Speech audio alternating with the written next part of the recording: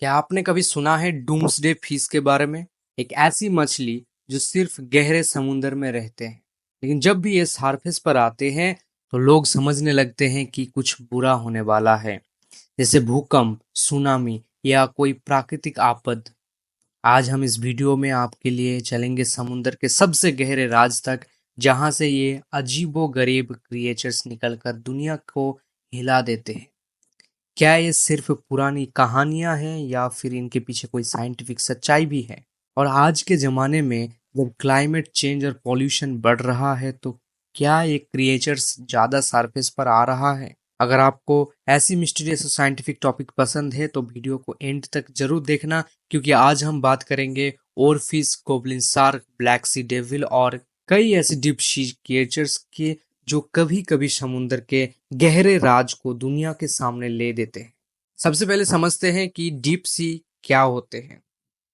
समुद्र की गहराई को हम लेयर्स में बांट सकते हैं। एपीप्लेजिक जोन जो 0 से 200 मीटर की रेंज पे होते हैं, मेसोप्लेजिक जोन जो 200 से 1000 मीटर के रेंज में होते हैं, बैथीप्लेजिक जोन जो 1000 से 4000 मीटर के रेंज पर होते हैं, और एबिसोप्लेजिक जोन जो 4000 से 6000 मीटर में हो। डीप सी क्रिएचर ज्यादातर बैथीप्लेजिक और एब्सोप्लेजिक जोन्स में रहते हैं, जहां रोशनी नहीं होते, टेम्परेचर बहुत कम होते हैं और प्रेशर इतना ज़्यादा होते हैं कि हमारी नॉर्मल मशीन भी वहाँ सरवाइव नहीं कर सकता।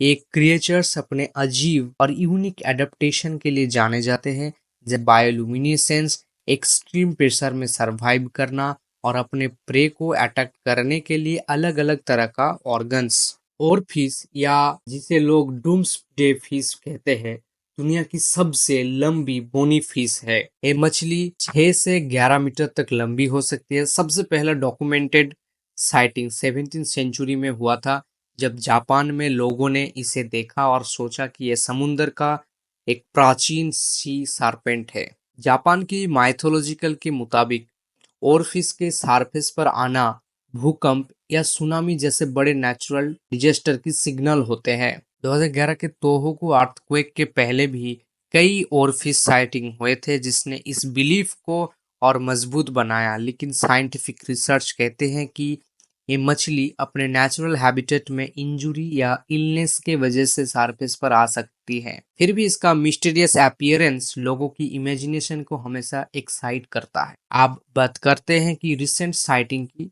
जून 2025 में तमिलनाडु की कोस्ट पर एक ओरफिश देखा गया, जो कि बहुत ही रेयर है इंडिया में। इससे पहले 2024 में ऑस्ट्रेलिया, न्यूजीलैंड और कैलिफोर्निया के कोस्ट पर भी ओरफिश की साइटिंग हुई थी। 2023 में कैनेडी आइलैंड पर एक ओरफिश बीच पर वाशअप हुआ था, जिसने लोकल लोगों को और साइंटिस्ट को हैरान कर दिया। ये साइटिंग्स इस बात का इंडिकेशन हो सकते हैं कि ओशन में कुछ चेंजेस हो रहा है, जिससे टेम्परेचर की फ्लक्चुएशन या सेismic एक्टिविटी। सिर्फ ओरफिश नहीं, कई और डीप सी क्रिएचर्स भी सरफेस पर आ रहा है, जैसे black sea devil angler fish. फरवरी 2025 में स्पेन के टेनेरिफ कोस्ट पर डे लाइट में देखा गया। ये फिश अपने बायोलुमिनेसेंट ल्यूर से अपने प्रे को अटैक करते हैं। गोबलिन शार्क प्री हिस्टोरिक लगने वाला ये शार्क 2014 में फ्लोरिडा के पास देखा गया था।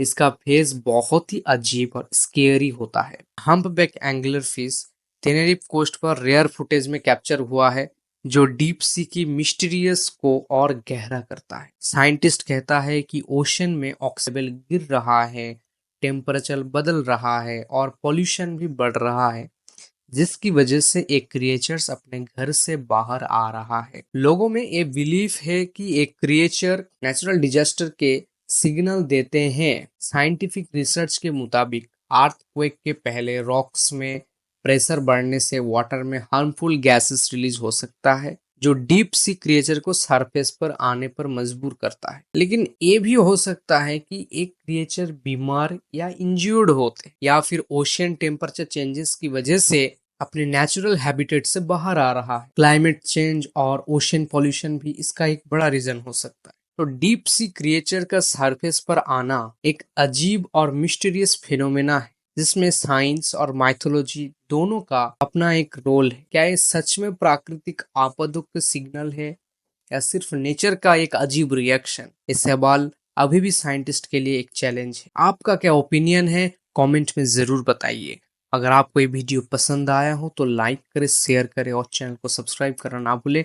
मिलते हैं नेक्स्ट वीडियो में एक नए साइंटिफिक मिस्ट्री के साथ।